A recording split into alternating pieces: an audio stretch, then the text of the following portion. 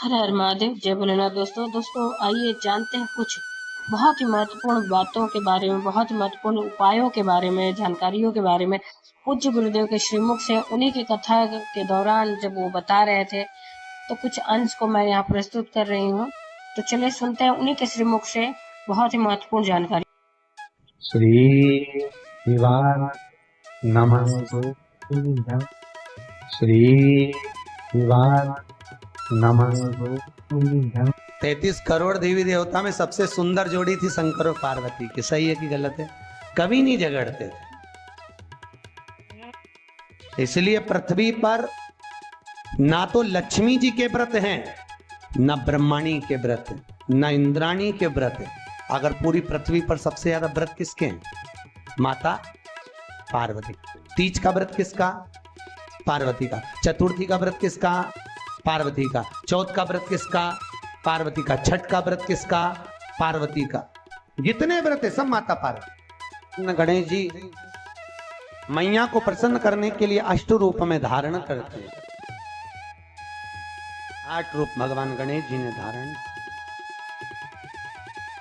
एक मयूरेश्वर गणेश, दूसरा सिद्धि विनायक, तीसरा बल्लालेश्वर, फिर वरद विनायक, फिर चिंतामणि, फिर गिरजात्मज, फिर भगवान गणेश विघ्नेश्वर अष्ट विनायक, फिर महागणपति। ऐसे गणेश जी के अष्ट नाम हुए। उस समय तिजोरी के अंदर जो गणेश की प्रतिमा रखी जाती है, किस नाम से रखी जाती है? तो तिजोरी में हम जो गणेश की प्रतिमा रखते हैं वो वरद विनायक के नाम से रखते हैं। कौन सा गणेश? वरद। वरद विनायक के नाम से तिजोरी में गणेश रखते हैं। और वरद विनायक के नाम से गणेश जी तिजोरी में रखाते हैं। आपको कथा में कहा था, घर में सीधी सूंड का गणेश और व्यापार व्यवसाय ऑफिस में उल्टी सूंड का गणेश होना चाहिए। वरद विनायक को तिजोरी में। जब मकान का गृह प्रवेश होता है तो गणेश जी की पूजन जो दरवाजे पर करी जाती है उसे सिद्धि विनायक गणेश कहते हैं। कौन सा गणेश? सिद्धि विनायक। जब हम घर में शुभ कार्य हो, बंदर बाल लगाएं, कोई दरवाजे पर शुभ लाभ लगाएं, या स्वस्तिक बनाएं, या माताएं दरवाजे पर रंगोली डाले, तो उसी समय पर सिद्धि विनायक के नाम से रंगोली डालना चाहिए। तो घर में लक्ष्मी बढ़ती है, सिद्धता बढ़ती है। याद रखिए, कभी भी गणेश जी को, मिट्टी के गणेश जी लाते हो भादो महीने में, तो विसर्जन करो तो विसर्जन के समय पर 2 बिंदी, एक कंकु की एक हल्दी की, दीवार पर जरूर लगा देना चाहिए। क्यों? क्योंकि गणेश जी हमारे यहाँ आते हैं तो रिद्धि सिद्धि के साथ आते हैं। पर जब गणेश जी जाते हैं, अगर हम बिंदी नहीं लगाते हैं तो गणेश जी अपनी रिद्धि सिद्धि को साथ में लेकर चले जाते हैं।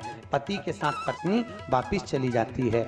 जब हम बिंदी लगाते हैं तो उसका मतलब होता है कि हमारे घर की बहू हमारे घर में रहे, बेटा भले भ्रमण के लिए जाए। तो गणेश जी जाते हैं, रिद्धि सिद्धि घर में रह जाती है। इसलिए रिद्धि सिद्धि को घर में रखने के लिए 2 बिंदी लगाना चाहिए, एक कुंकू की, एक हल्दी।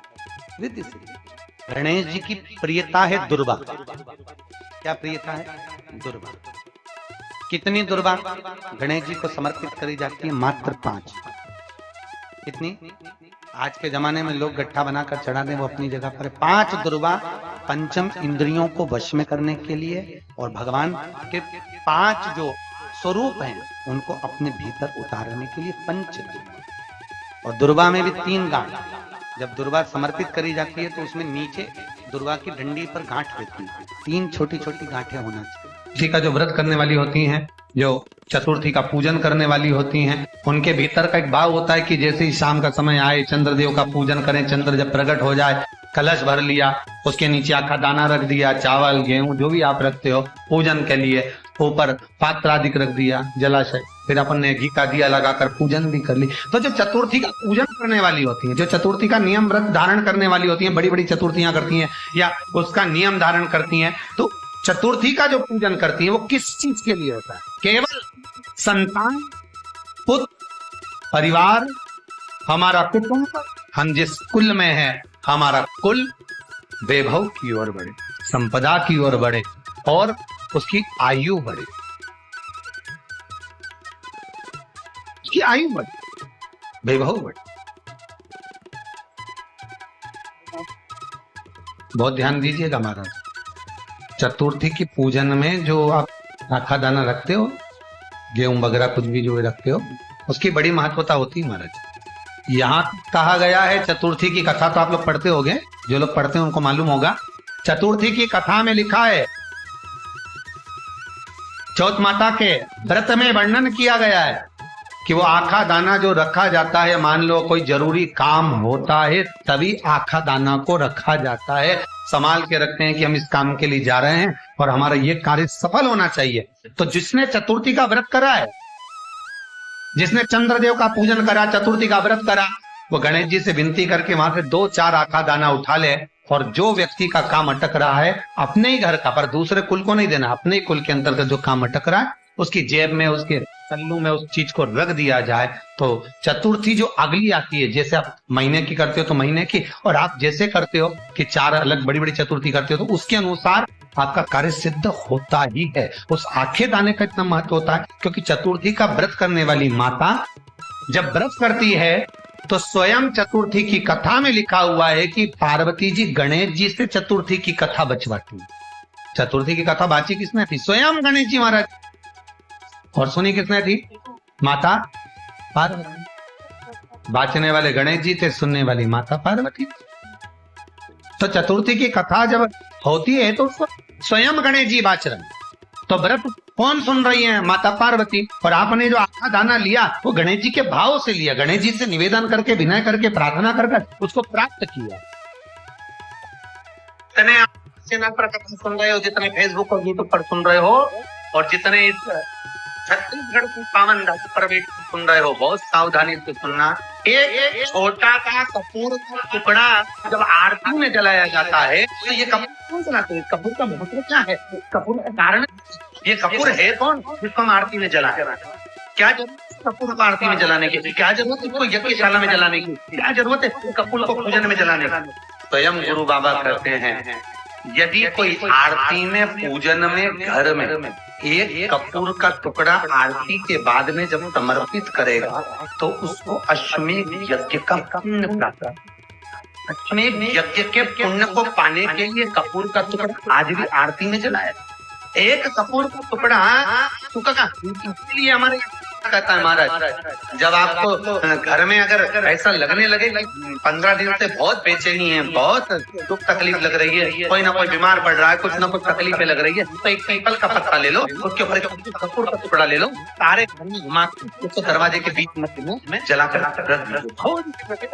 20 से 25 मिनट के अंदर मकान में एनर्जी वापस आ जाएगी, उस भवन में एनर्जी वापस आ जाएगी। 20 से 25 मिनट की एनर्जी वापस लग रहा है कि यहाँ नेगेटिव है तो पॉजिटिव बन जाए। रात को 12 बजे शंकर के मंदिर में चढ़ी हुई बेलपत्री को उठाकर शंकर मंदिर का घर देख चबाचबा कर खा लीजिए, आपके पाँव के घुटने बदलने की जरूरत नहीं पड़ेगी, ऑपरेशन की जरूरत नहीं। गणेश जी फिर ही कब रहते हैं?